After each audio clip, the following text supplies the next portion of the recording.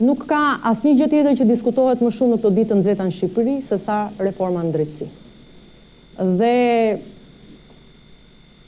vonë edhe pak mbase është ky diskutim i qartë për gjithë ne, madje edhe për ne që jemi direkt përfshirë në politikë.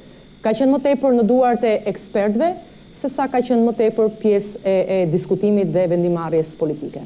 Gabimi kryesor me cilën nisi kjo reformë.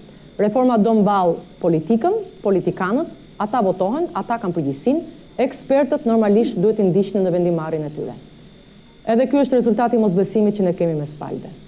Megjithatë, unë uroj po aq sa edhe Arta dhe shpresoj shumë që sot java, pra enjtja tjetër e parlamentit, të na sjellë në një pikë të përbashkët për të votuar reformën në drejtësi. Jo vetëm sepse kemi lodhur gjithë veshët që na kanë dëgjuar dhe të gjithë mendjet që kanë dashur të na ndihmojnë këtë proces, por sepse unë nuk shoh asnjë rrugë tjetër ose nuk arrit imagjinoj datën 22 korrik se çfarë do të ndodhë dhe si do të jetë situata në Shqipëri.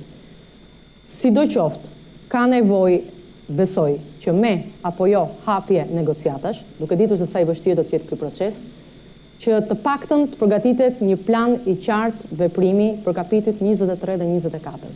Nuk ka asnjë vështirësi që Bashkimi Evropian dhe Komisioni Evropian ta mendojë këtë si një alternativë të mirë për të përshpejtuar dhe për të forcuar monitorimin për zbatimin e ligjit në vendet tona. Dhe unë dua të falenderoj ambasadorët në mënyrë të veçantë të Bashkimit Evropian dhe të Shtetet e Bashkuara të Amerikës, por edhe ata që mbas radhës që kanë patur kanë drejtuar Bashkimin Evropian për mesazhet e fuqishme, për ndihmën konkrete që i japin forcave politike për t'i sjellë në një emërus përbashkët lidhur me reformën. Le të shpresojmë që do të kemi lajme të mira javës që vjen, në mënyrë që të nderuar ambasadorët e Republikës Shqipërisë t'ia ulësojmë edhe juve punën për të bërë punën tuaj në dobit interesave të shtetit dhe të vendit.